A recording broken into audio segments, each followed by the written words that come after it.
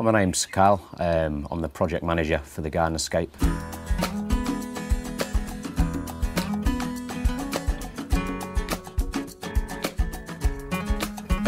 When we undertake a project like this, we tend to arrive on the first day, introduce ourselves to the customer.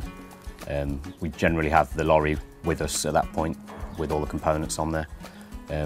We'll assess the site. If it's through the house, as this one's been, we'll sheet all the house and protect it, just so there's no damage at all done.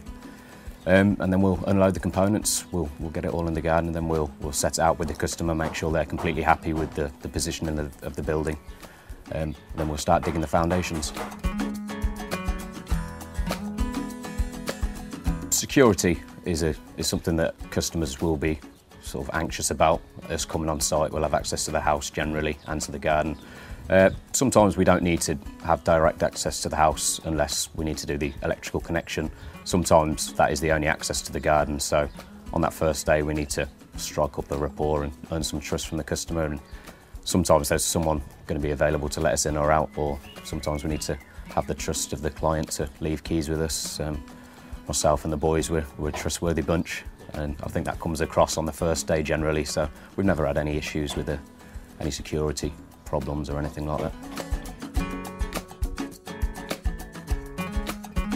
For an average domestic build of this sort of size, sort of 3 by 5 metres, 15 metres internal, we tend to be on site for 10 days, 10 working days in total. That's from start to finish.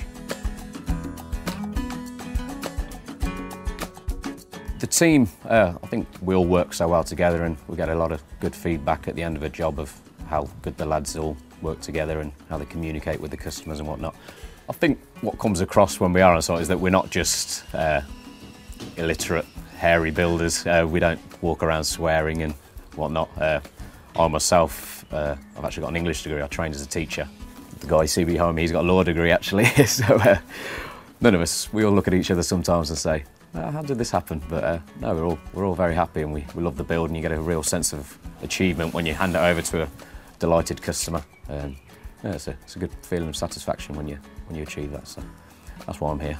I think it's nice for the customers to know that we all do get on. We don't just get local contractors to come in. Everyone who works on the Garden Escape is sort of a Garden Escape employee, so to speak. They go from build to build, so they know the job inside and out. They're not just a local subcontractor who may not know the job so well, and that's when sometimes problems arise in a build.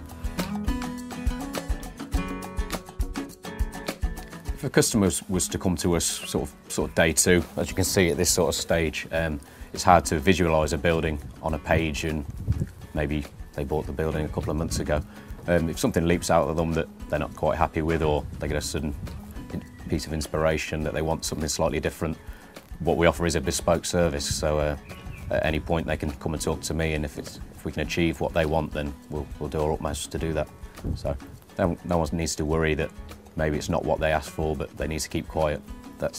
We're offering them the service, it's their building, so whatever they ask for, we'll do our utmost to achieve that for them. Right, as you can see now, the build's finished. The build team have all left site.